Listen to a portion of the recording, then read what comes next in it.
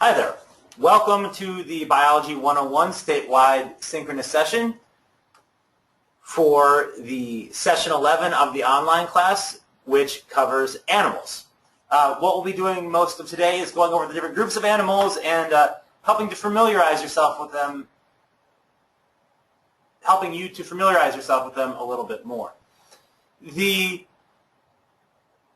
key thing here is there's a nice chart in the back of your chapter that actually outlines many of these defining characteristics of each of these groups. So, before we get started, I want to clarify one thing from last week. Last week we were talking about plants, and near the end of the presentation I was telling you about xylem and phloem. And so, if we have a tree, I explained the xylem and the phloem to you actually backwards. So here's a tree, we've got roots and things like that. And what's going on in the tree is that it is sending resources up to the leaves via the xylem in the center. Xylem sends things up.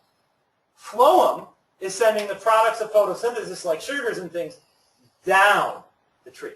But this is in the last couple outer layers of the tree. So if you peel off just the bark, and then one layer under that across the tree, it can no longer send resources down through the phloem to its roots. And if that's the case, then the plant will, in fact, die. But it'll take a little while. It will take a little while because it can still get the products leaves from photosynthesis, but eventually the roots starve because they're not getting those products of photosynthesis or the sugars. And so now we've kind of got that out of the way due to the poor explanation last week. Let's get started with animals. We'll primarily contain what we talk about today to the first half of the chapter. So what is an animal? Only animals pass through a blastula stage in embryonic development. And a blastula is a hollow fluid-filled ball of cells. And so what we mean by this is if you've ever looked at, say, when they show you an embryo developing, a human embryo, if you've ever seen it on a show or something like that, where you start off and you've got one cell, and then you've got 2 and 4, and eventually that becomes 8, and so on. Eventually, all these cells will combine such they form an outer shell with a hollow inside. And you can think of it like a soccer ball. A soccer ball has all these parts on the outside, like each of these panels would be an individual cell. But the inside is hollow. And that's exactly what that blastula stage is. So, that's one way to define an animal. The problem is it's not a very easy thing to see, right? You can't look at something and know, oh, that went through that stage when it was in development.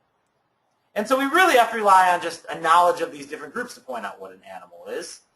And so we can know that all animals are multicellular. All animals are heterotrophs. They cannot make their own food. This is in contrast to autotrophs. Autotrophs are things like plants or photosynthetic bacteria that can use the sun to take the inorganic world, or that carbon dioxide, and bring it into the organic world. So all animals have to eat something else. And all animals have cells that do not have a cell wall.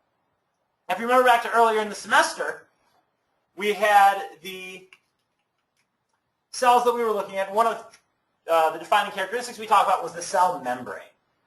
And so the cell membrane is the outer layer of that cell.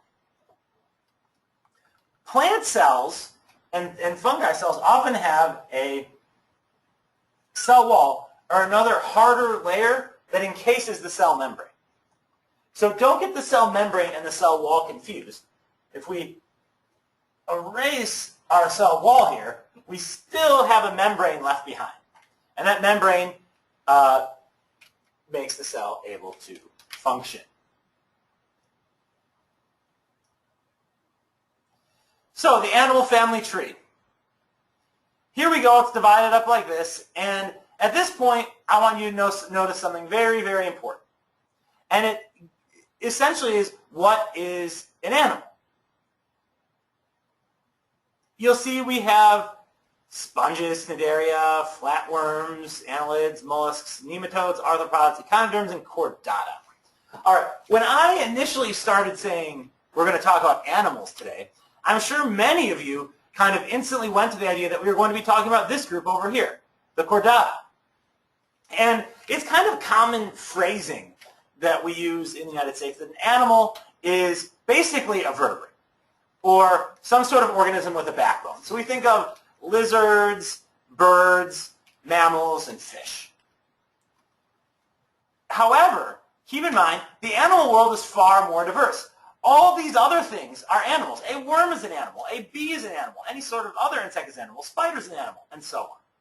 And so when we're talking about animals, we're not just talking about vertebrates. We're talking about all the animals today. And this tree kind of shows us the journey that we take to get the diversity of life we have here.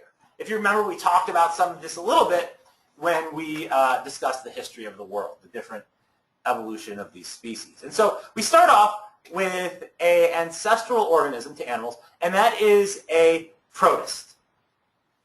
The ancestral protist was basically an animal-like protist. It was a heterotroph. It would cruise around, find its own food, eat other things. It was not photosynthesizing. And eventually we get multicellularity out of these protists.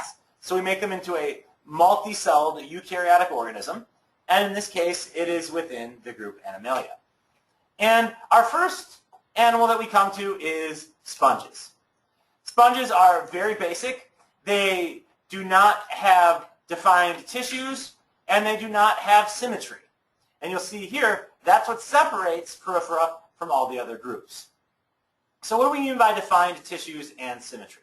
Well, for instance, in your body, you have muscular tissue, nervous tissue, and so on. Porifera don't have that. They just generally have peripheral tissue. It's all kind of the same thing. So they don't have defined regions that do different things in that way.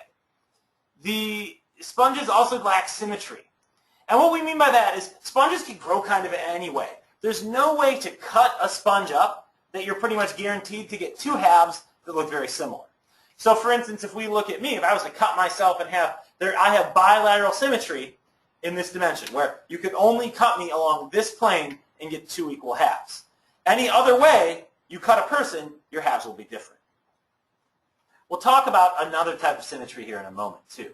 So it's the tissues and the lack of symmetry that separate, it's the tissues and symmetry that separate all of these animals in the family tree from these sponges over here. I'm not going to follow all these paths down to how each of these organisms differ, but let's go ahead and look at what makes Chordata what it is. The next thing we get is bilateral symmetry in this. And this, if you look at Cnidaria, in this case a jellyfish, you can imagine looking down at the top of a jellyfish. So here's its top, all its tentacles are hanging down here, you're looking down at it, and you could cut that up a whole bunch of ways and get equal halves. And so that means that actually has what's known as radial symmetry. And so that becomes another major division working along the animal family tree, where we go from no symmetry to radial symmetry and then to bilateral symmetry. All these organisms here can basically be cut in half one way. A starfish is a little bit different, but you can still imagine you could only kind of cut it here down this middle part and get two equal halves. And so sometimes that's actually called pentaradial symmetry as well, but it's a unique case. Moving along with our animal family tree, we have a lot of unusual traits that help us to define things. In this case, we go for the protozoans and the deuterozomes. And what's going on here is that it's a stage in development that is slightly different between these groups. It's, again, one of those things you could never see with your naked eye, which is, again, why we're going to concentrate on the existing characteristics of these organisms today. Once we go through the deuterozomes, we've got the echinoderms and the chordates. And the chordates are defined by a group of 4 characteristics, the most important being the dorsal hollow nerve cord or the notochord. And so you can see we could kind of make these different stories along the way from each of these, but instead we're going to kind of talk about the existing variation that exists as we work through our presentation today. So, We already talked about these tissues, except in the sponges. And we also talked about the levels of symmetry already. I gave you examples of cutting things along different planes already. And we are moving on to the 9 phyla, which we're going to talk about today. We start off with sponges. Sponges live by drawing water into themselves through a series of tiny pores on the exterior and then filtering those with something called spicules to pull out organic matter that they can essentially eat. So this is what a sponge kind of looks like. The sponge sits anchored to the ground. It's sessile, meaning it can't move, and it sucks in water from around it, and that water has little tiny microscopic particles. Some of those microscopic particles are organic, and therefore it's able to break down those organic particles for energy. Sponges are relatively unique in the animal world in that they are sessile, as I mentioned before, meaning they don't move. And so for a long time, sponges weren't actually grouped with animals because one of the things we thought defined animals was the ability to move. Well, first of all, we know that's not true because genetically they're part of the animals. And also, when a sponge reproduces, it makes little larvae that actually swim around. And so there is actually a stage of the sponge's life where it is mobile anyway.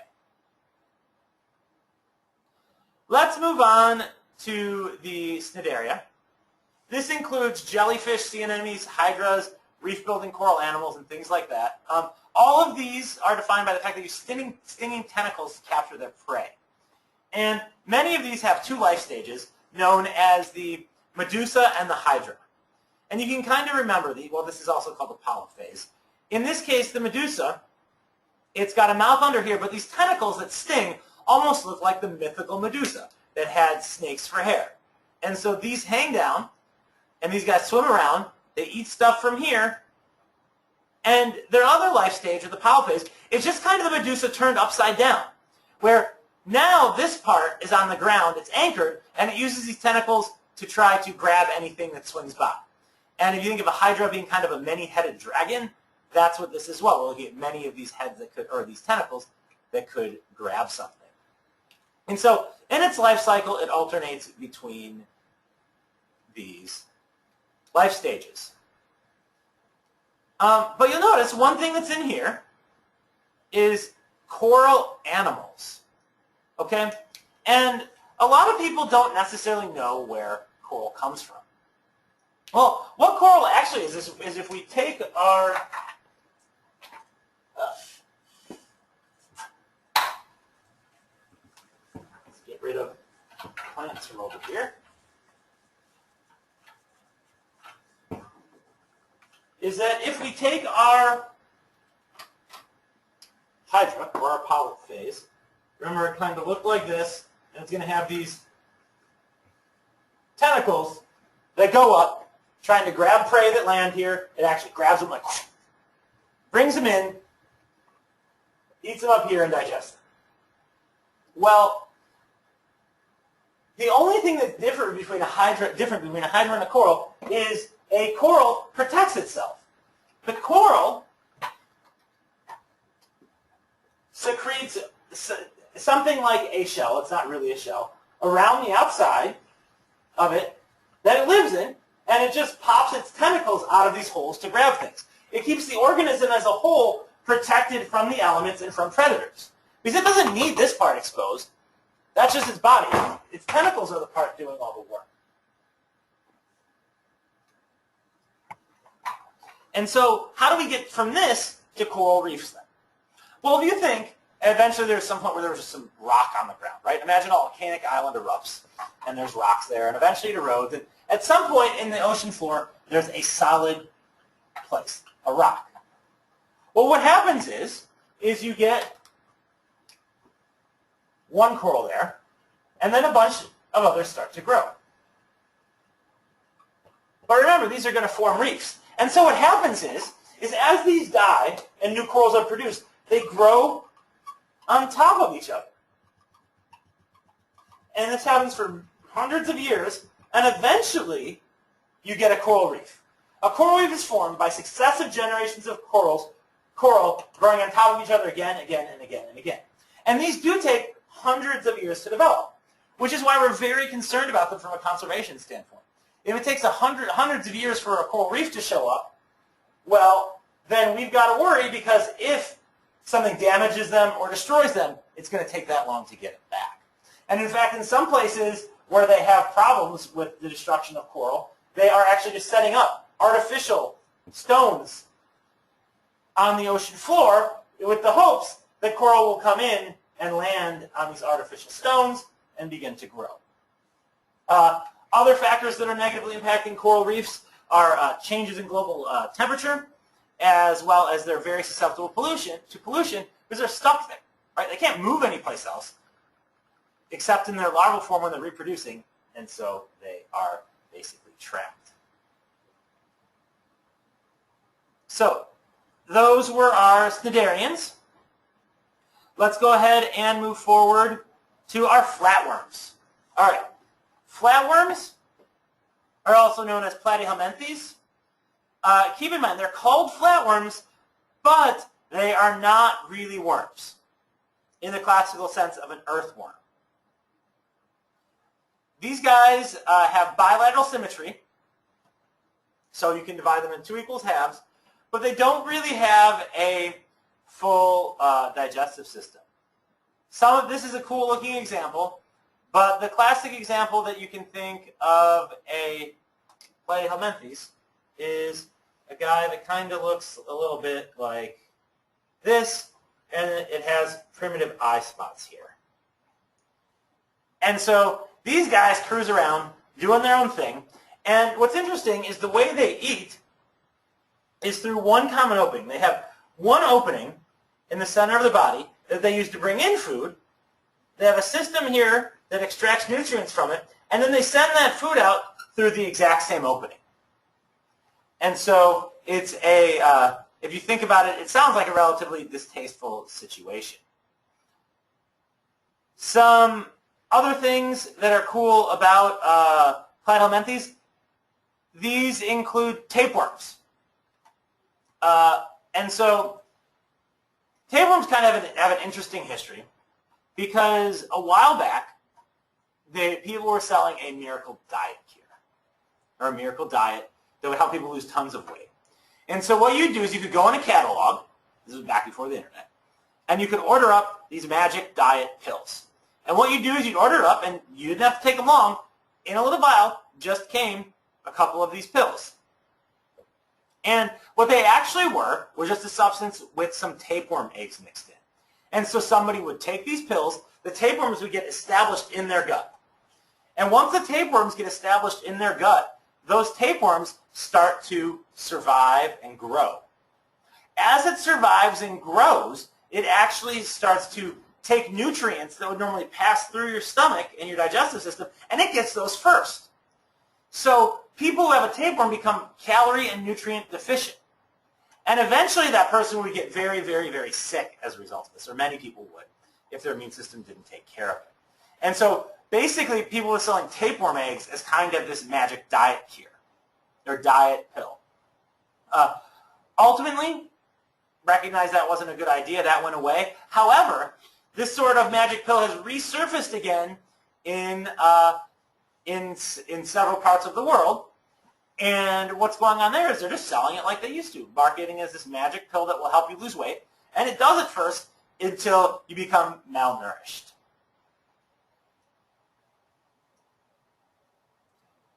So those are our flatworms. Let's move ahead to regular worms. There's a lot of diversity. They can look like this. They have body segmentation. Many are marine, some are freshwater. The common earthworm is a terrestrial example. There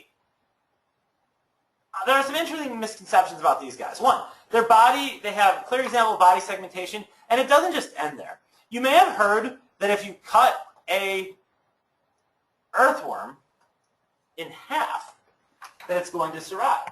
Right? It's kind of this thing, well, if you cut an earthworm in half, it will grow into 2 separate earthworms.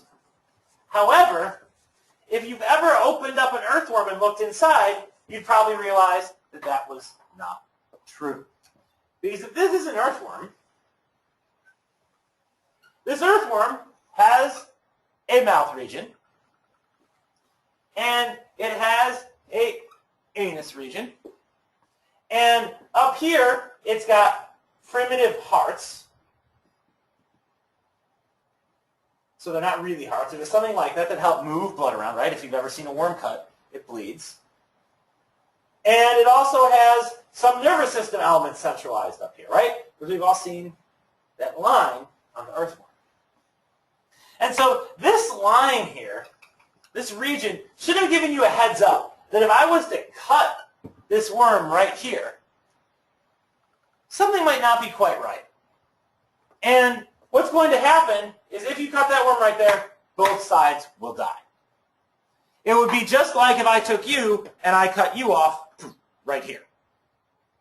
And so earthworms do not regrow when you cut them in half. Worms, despite seeming very simple, are very important for soil. They help mix things up. They keep the soil aerated, and there's lots of great things they do for crops and things like that. And one time you might see a lot of worms is when there is rain. And a lot of people have said, well, you know, these worms will come to the surface because they are going to drown if they do not get out of the rain.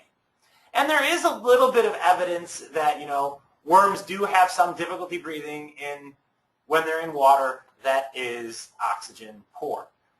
They undergo respiration just like you, oxygen in, carbon dioxide out.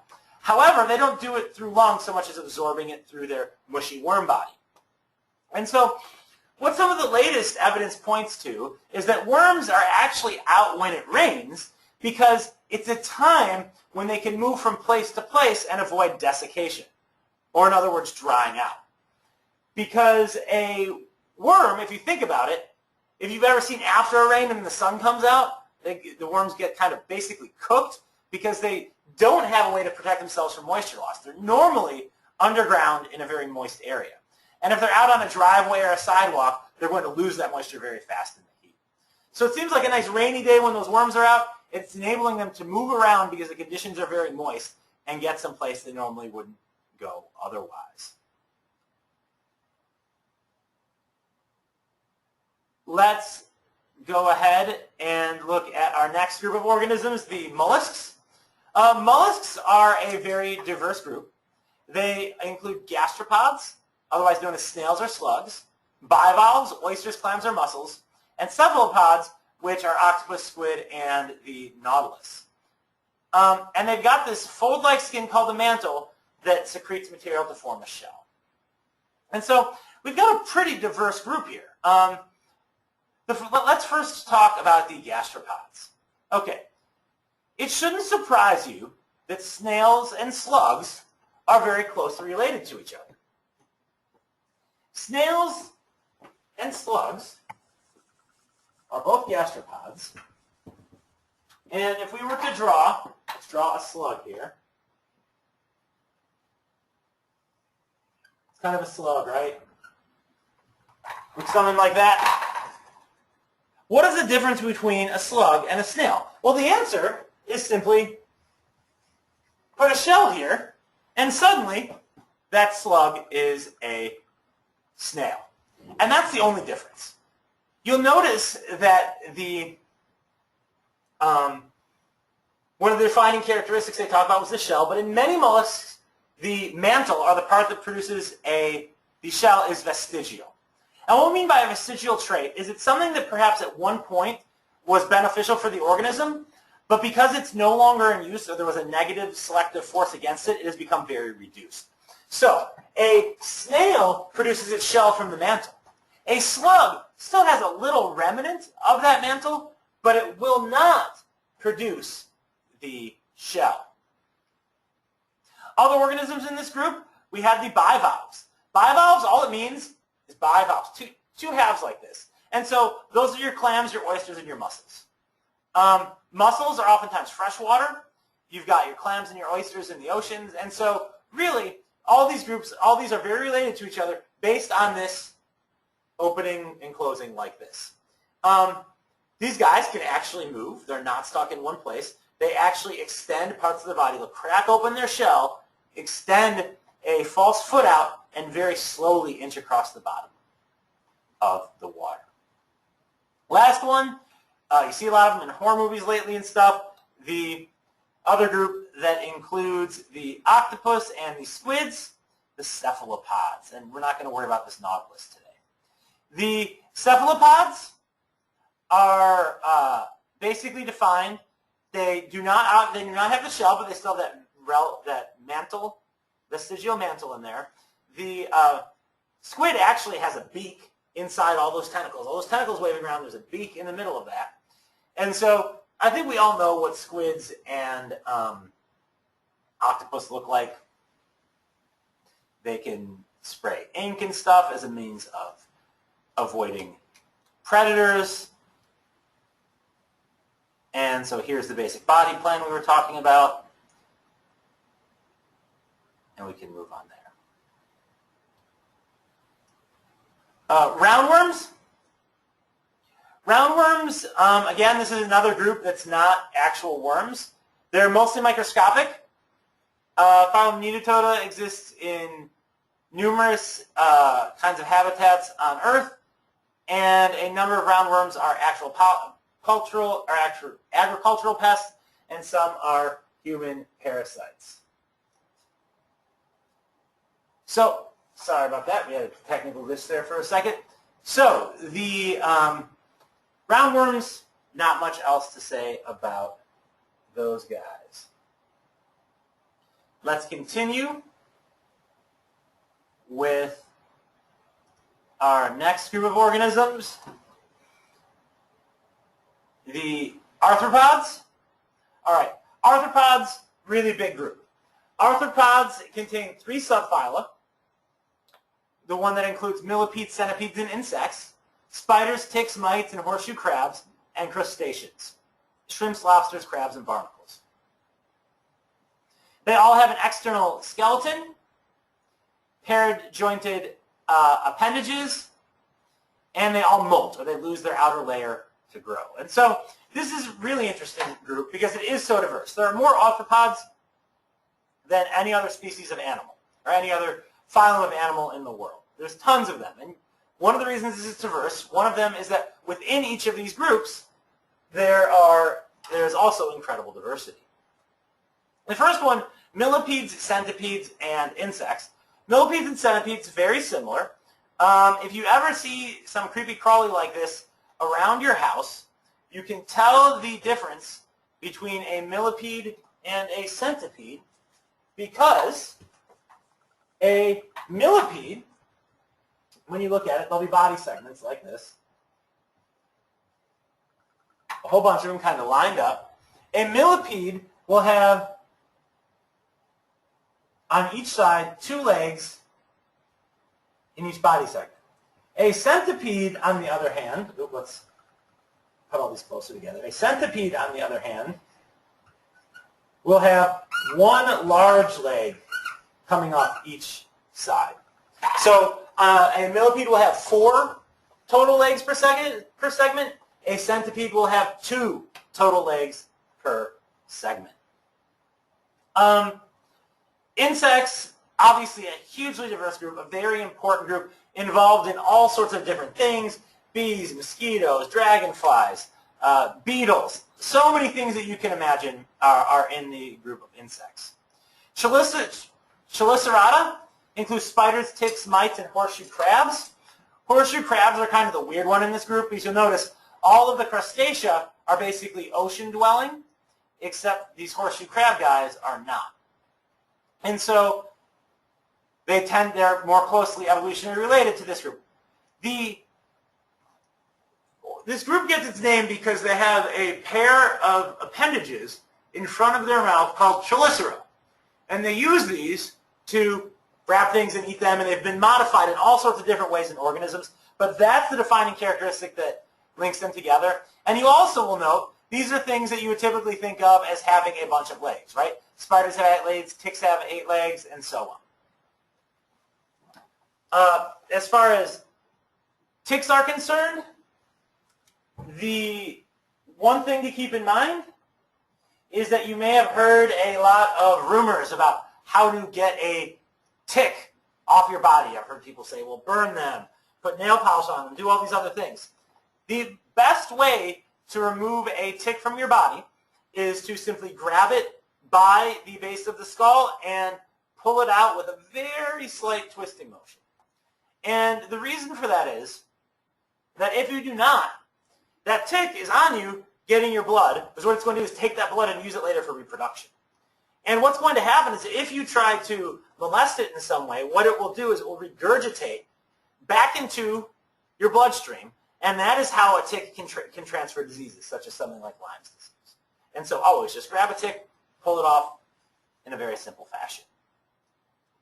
Crustaceans, shrimps, lobsters, crabs, and barnacles, we can kind of see how all these are related, particularly the lobsters and crabs. They are very similar organisms. And all of these things we're talking about have the traits we mentioned before. And so here's an arthropod, classic grasshopper example, segmented body with 3 major parts, head, thorax, abdomen. We've got 6 legs here, 2 antennae. On to echinoderms. Echinoderms, sea stars, sea urchins, sea cucumbers, and the like are all marine. They inhabit the ocean floor, and we've got an example of a sea star here.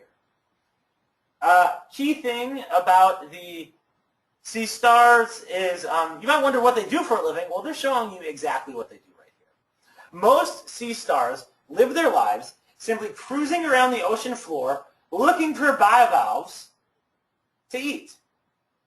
And you'll notice that that bivalve there has a nice hard outer shell. Well, what this sea star will do is it will crawl around until it encounters a bivalve, and when it does, it uses those arms to grab that bivalve and break it open. And once it's broken open, that bivalve, it can insert essentially parts of its stomach, but not really, into the bivalve to get out what's inside there to digest it.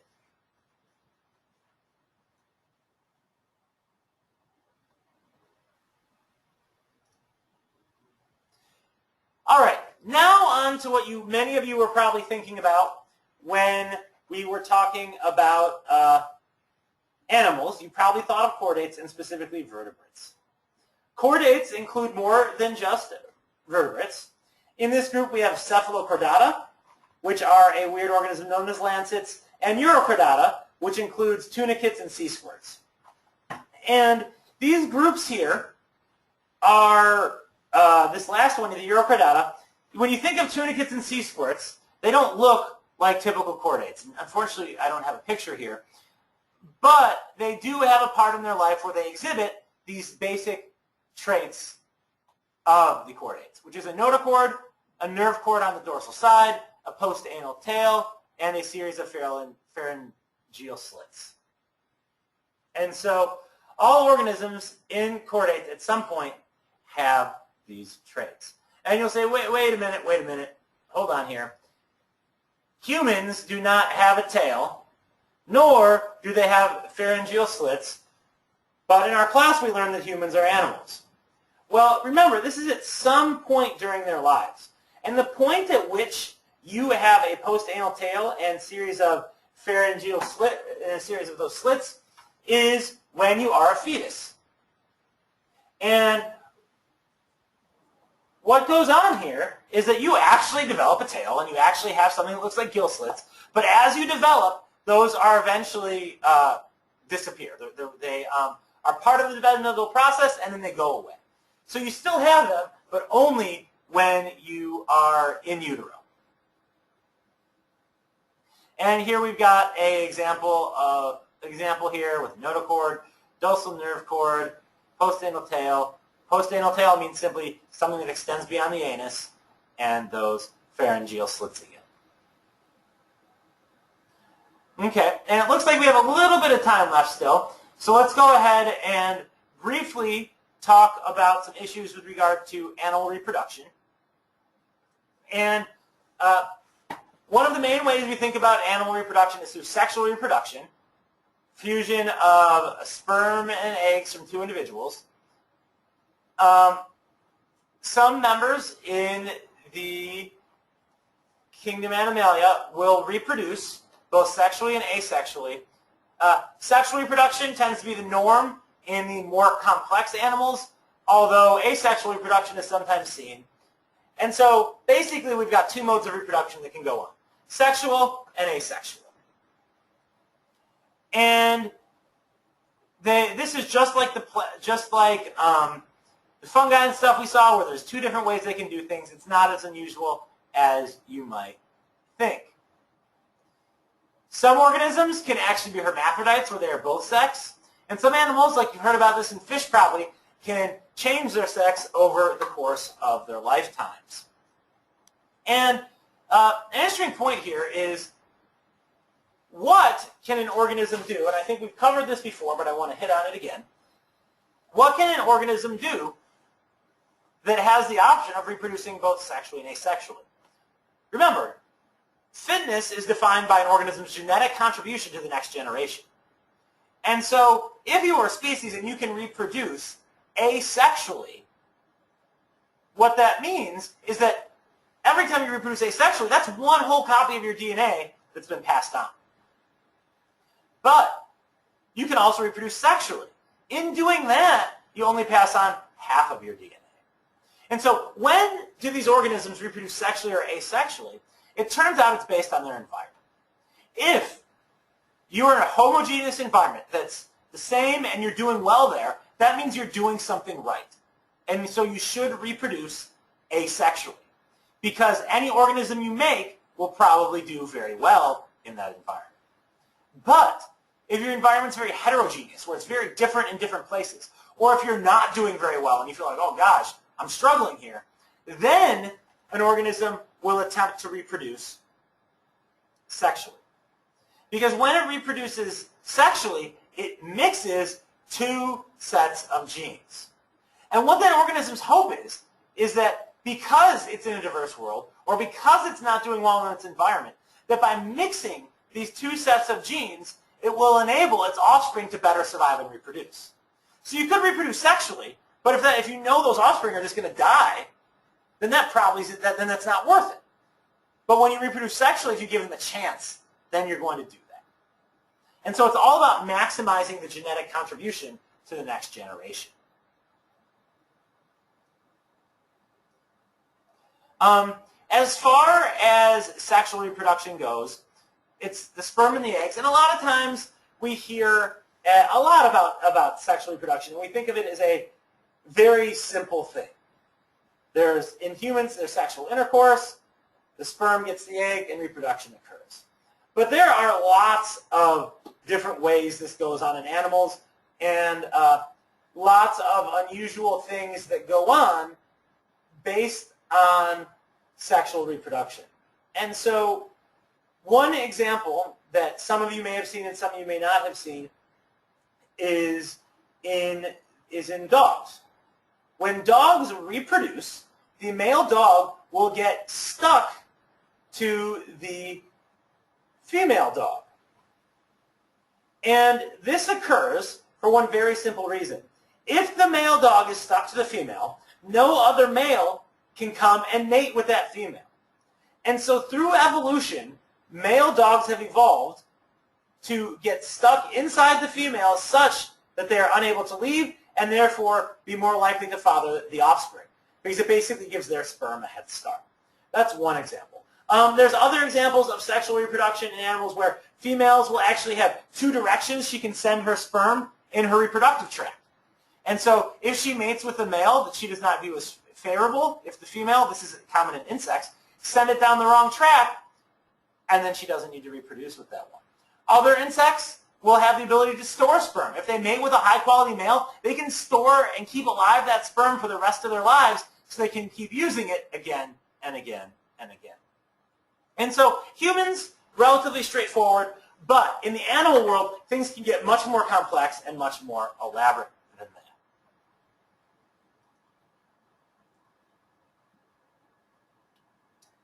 Hermaphrodites we talked about. egg fertilization protection. Continuing in this vein, a primitive way of this reproduction was basically throwing some eggs out into the environment. The male throws some sperm out into the environment. Sperm find the eggs. Reproduction occurs. In more complex organisms, the delivery of the sperm to the egg has become more direct, and the amount of parental care has also increased. There's lots of variations in the amount of parental care, but we think of more complex organisms like chordates as engaging in a lot more parental behavior than something like, say, a worm. And here's what we're talking about, that fertilization protection. I gave you an extreme example with the dogs earlier. We've got other ways where that direct means of bringing sperm and eggs together mean the male is the most likely to parent that offspring because it was so direct. You can imagine a situation with frogs where there's eggs in the water. Those male frogs actually still mate with females. Well, the fertilization occurs outside the body, but the male frog is trying to deposit the sperm directly on those eggs. There are other scenarios with things like salmon, where females will produce eggs and males will try to guard females so they can be there right to fertilize the eggs as they emerge. And we see a whole range of systems for this. And here's obviously frog example. They are still, in fact, mating. Fertilization animals, external, internal. We already talked about that a little bit. And as I already mentioned, there's a range of strategies for fertilizing eggs. And then the offspring that develop from them have a range of strategies as well. We talked about this earlier, but like, for instance, reptiles have an egg that can survive desiccation. And that's why you see reptiles in dry environments, but not amphibians. That's the big difference there. In mammalian evolution, we have the placental system, in which fertilized eggs develop inside a mother's body. Key thing here about mammals, there's also, in addition to the placental mammals, we have the animals in Australia that have pouches. And this is a very interesting situation where the animal actually starts its development very placental-like, but then it actually crawls around the mother into the pouch in order to further develop. And so when you see, say, a kangaroo, right?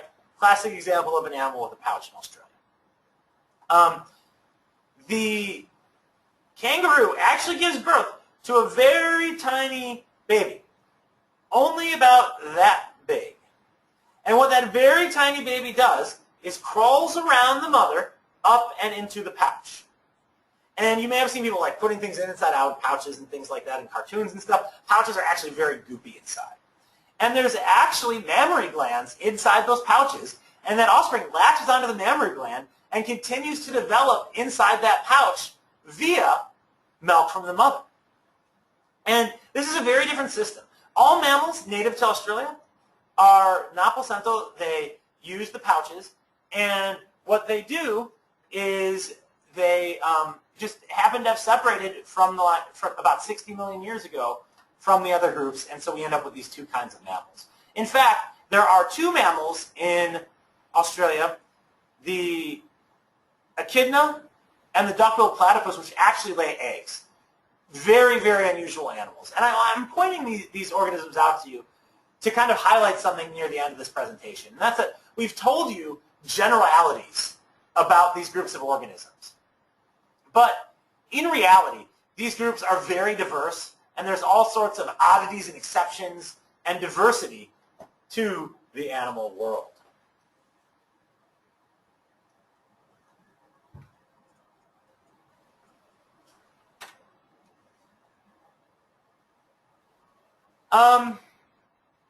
There are obviously different forms of organism circulations in all these groups, and some organisms have skeleton and molting. So, for instance, there's endoskeletons in some groups where their skeleton is on the outside or on the inside. There's exoskeletons with the skeletons on the outside, and these are typical things.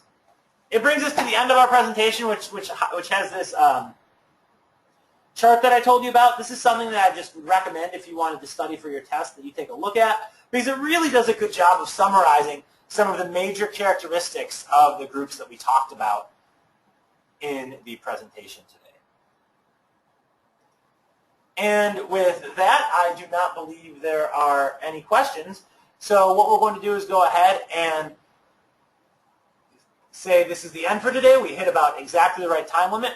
And I hope we will be able to see you next week for the next lecture, which will be pretty cool. We'll talk about human anatomy and physiology, and we'll specifically take a moment to address all the different organ systems in the human body and talk about what would happen if any of those malfunction or if you just didn't have them at all. So it'll be pretty fun.